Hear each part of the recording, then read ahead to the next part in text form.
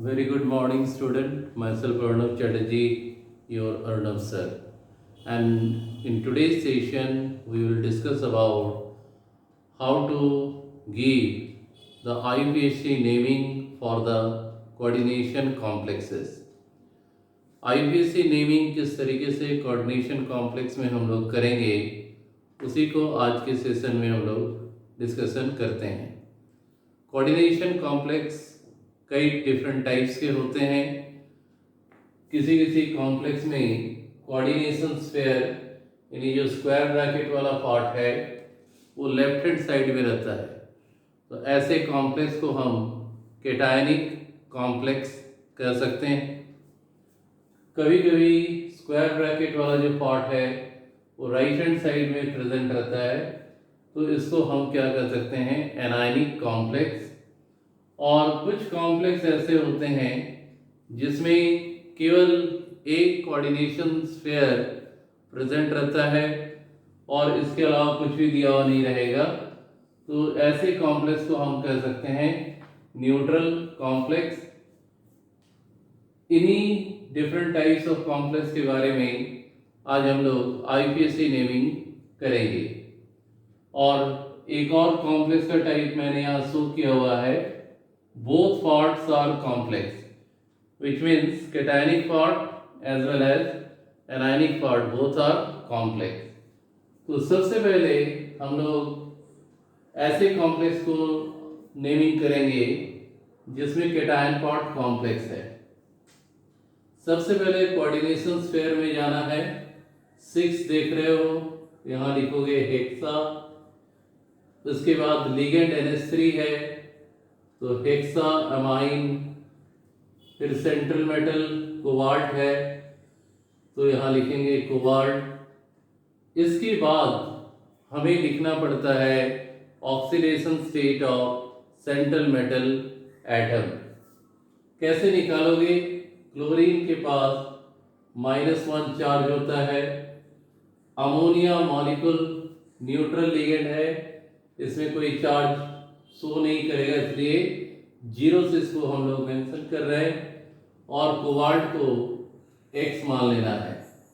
तो अगर हम सॉल्व करेंगे तो x plus -1 into 3 equal to 0, तो x इक्वल टू क्या आया, +3, which means the oxidation state of cobalt is +3। तो इस +3 ऑक्सीडेशन स्टेट को रोमन में लिखना है। और कैटायनिक पार्ट का नेमिंग करने के बाद एनायनिक पार्ट जिसमें क्लोरीन प्रेजेंट है, क्लोरीन के लिए लिखेंगे क्लोराइड। इसमें एक बात हमेशा याद रखना कि हम लोग प्रीफिक्स का यूज करते हैं केवल कोऑर्डिनेशन स्फीयर के अंदर में। आउटसाइड कोऑर्डिनेशन स्फीयर प्रीफिक्स का यूज नहीं किया जाता है। बहुत सारे बच्चे लोग क्या लिख देते हैं, ट्राई क्लोराइड, 3 क्लोरीन तो ट्राई क्लोराइड। ऐसा नहीं करना है। तो हमेशा याद रखें, जब भी आईपीसी नेमिंग कोऑर्डिनेशन कॉम्प्लेक्स का करना है तो सबसे पहले हम लोग जब कोऑर्डिनेशन स्फीयर में नेमिंग को लिखेंगे तो पहले लिखना है प्रीफिक्स, कितने लिगेंड है, तो यहाँ पर 6 hexa, name of the ligand amine, central metal atom cobalt, oxidation state 3 Roman में, और फिर आउटसाइड कोऑर्डिनेशन स्फीयर में जो भी प्रेजेंट है, अगर क्लोरीन है तो क्लोराइड। यही क्लोरीन अगर कोऑर्डिनेशन स्फीयर के अंदर रहता तो फिर वो लिगेंड के फॉर्म में कहलाता क्लोरो। एक और कॉम्प्लेक्स तुम लोग देख सकते हो यहाँ पर, CONH3 Cl2Cl। यहाँ पर 2 डिफरेंट लिगेंड हैं, पहला है अमाइन और दूसरा है क्लोरो। कभी इसको लिख भी सकते हैं, क्लोराइडो भी लिख सकते हैं। तो यहाँ पर अमाइन और क्लोरो 2 डिफरेंट लिगेंड है। अगर ऐसा कंडीशन आए तो सबसे पहले अल्फाबेटिकल ऑर्डर से लिगेंड को नेम कर लेना है। तो यहाँ पर ए पहले आएगा, यानी एमाइन का नेमिंग पहले करेंगे, फिर क्लोरीन के लिए। एमाइन 4 है तो यहाँ आ गया tetra amine, tetra amine. 2 chlorine है, डाई क्लोरो। इसके बाद सेंट्रल मेटल कोबाल्ट, फिर ऑक्सीडेशन स्टेट।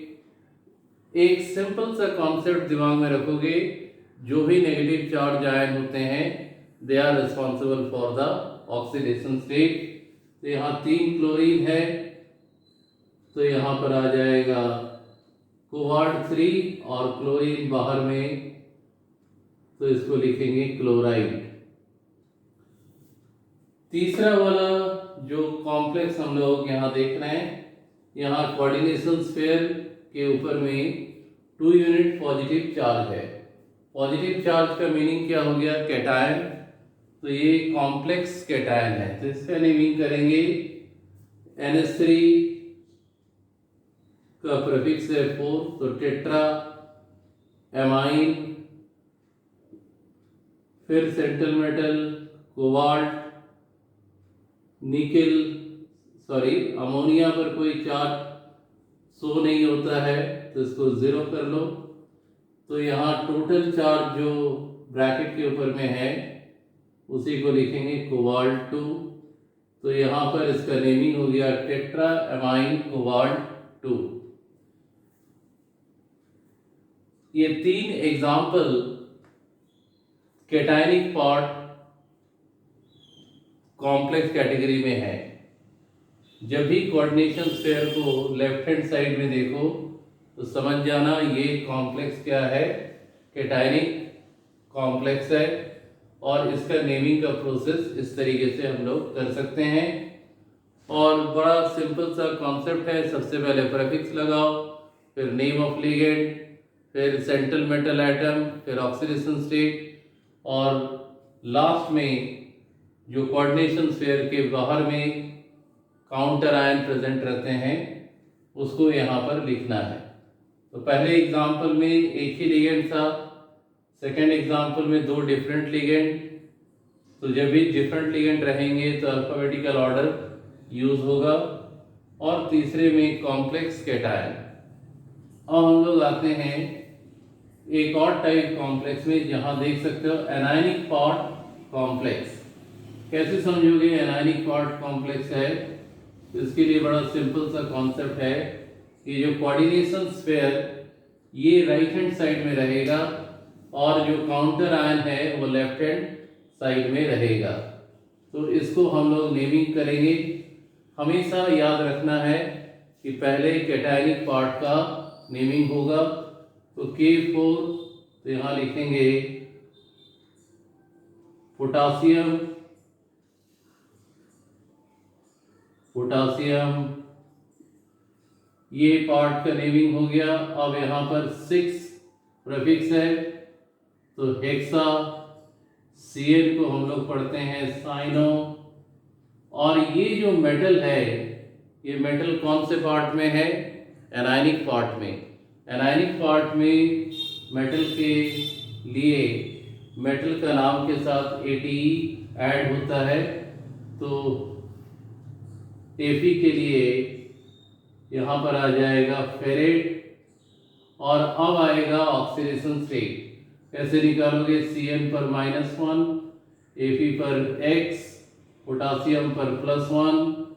तो सॉल्व करोगे तो X का वैल्यू क्या आ जाएगा? 2 -6, और यहाँ पर क्या है? +4।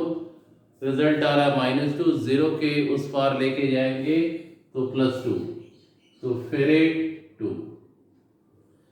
नेक्स्ट एग्जांपल में देख सकते हो सेम टाइप है Na3। तो यहाँ सबसे पहले लिखेंगे सोडियम, फिर प्रीफिक्स है 3 ट्राई। C2O4 जो है वो ऑक्सलेट है और नेगेटिव लिगेंड है, मतलब इसको लिखेंगे ऑक्सलेटो। और यहाँ पर क्या है? Metal atom chromium. क्रोमियम के लिए लिखना है क्रोमेट। एनायनिक पार्ट में जब मेटल रहे तो लास्ट में AT लगाना है, क्रोमेट। अब फाइनली क्या करना है, ऑक्सीडेशन स्टेट, C2O4 पर -2 चार्ज, सोडियम पर +1 चार्ज और क्रोमियम पर X। तो -2 और 3 मल्टीप्लाई करेंगे तो -6, -6 से +3 चला गया तो -3 और 0 के उस पार गया तो +3, तो क्रोमेट 3 लिखना पड़ेगा यहाँ पर। और ये जो 6 नंबर का एग्जाम्पल है, यहाँ देखो NiCN4 2- लिखा हुआ है, यानी ये क्या है, कॉम्प्लेक्स तो है, लेकिन किस तरह का कॉम्प्लेक्स, एनायनिक कॉम्प्लेक्स, या लिख सकते हो कॉम्प्लेक्स एनायन।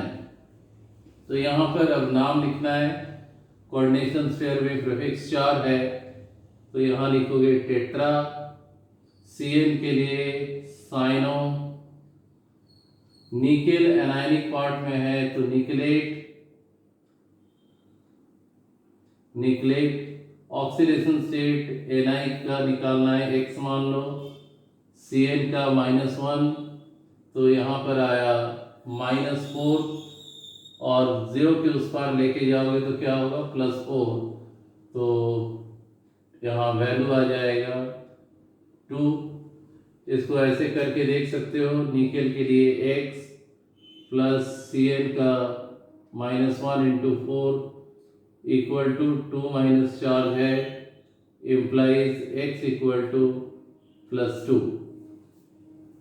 तो हमने 6 अलग अलग टाइप के कॉम्प्लेक्स का नेमिंग किया, कैटायनिक कॉम्प्लेक्स, एनायनिक कॉम्प्लेक्स की कैटेगरी में। और अब जो यहाँ पर देख रहे हैं ये क्या है, न्यूट्रल कॉम्प्लेक्स, इसमें कोई चार्ज एग्जिस्ट नहीं करता है। तो यहाँ सबसे पहले प्रीफिक्स टेट्रा, CO लिगेंड है, CO को पढ़ते हैं कार्बोनाइल, मेटल आइटम है निकेल, और ऑक्सीडेशन स्टेट इस पर 0 चार्ज, तो निकेल का ऑक्सीडेशन स्टेट इस कॉम्प्लेक्स में 0 हो गया। 8 नंबर क्वेश्चन देखो उसी तरीके से है, FeCO का होल 5, तो यहाँ पर लिखेंगे पेंटा, CO के लिए कार्बोनाइल, और Fe मतलब आयरन, ऑक्सीडेशन स्टेट 0। और सबसे लास्ट में यहाँ पर देखो, इसमें ऐसा कॉम्प्लेक्स लिया गया है जिसका कैटायन और एनायन दोनों पार्ट कॉम्प्लेक्स है। तो सबसे पहले यहाँ पर करना है कैटायन पार्ट का नेमिंग, टेट्रा, 4 के लिए टेट्रा, Cl हो गया क्लोरो, फिर आया मेटल निकेल, ऑक्सीडेशन स्टेट के लिए अभी जगह छोड़ दे, और फिर एनायनिक पार्ट, ये कैटायनिक पार्ट, ये क्या है, एनायनिक पार्ट, तो यहाँ आ जाएगा टेट्रा एमाइन, टेट्रा एमाइन, और कोबाल्ट एनायनिक पार्ट में रहने पर कोबाल्टेट, और अब यहाँ पर इसका भी ऑक्सीडेशन स्टेट को छोड़ देना है। अब देखेंगे कैसे इसमें ऑक्सीडेशन स्टेट को निकालेंगे। Na के लिए X, कोबाल्ट के लिए भी X। अब क्लोरीन पर -1, NH3 पर 0 चार्ज, तो इसमें अगर हम लोग करते हैं तो 2X -4 equal to 0, XX 2X -4 equal to 0 implies X equal to +2, यानी दोनों मेटल का ऑक्सीडेशन स्टेट आएगा 2, जिसको हम लोग को रोमन में मेंशन कर देना है। कुछ और टाइप ऑफ कॉम्प्लेक्स हैं जिनका IPC नेम हम लोग नेक्स्ट एडिशन में करेंगे। आज के लिए हम लोग इसी जगह तक स्टॉप रखना है, और हम लोगों ने कैटायनिक कॉम्प्लेक्स का नेमिंग किया, एनायनिक कॉम्प्लेक्स का नेमिंग किया, न्यूट्रल कॉम्प्लेक्स का नेमिंग किया, और ऐसे कॉम्प्लेक्स का नेमिंग किया जिसमें कैटायन और एनायन पार्ट दोनों ही क्या है, कॉम्प्लेक्स है. I hope that all of you have understood this concept very well, and if you like this video lecture, then you must share with your friends, and you can subscribe this particular channel for your chemistry knowledge enhancement. And at last, thank you for watching and thank you for giving time.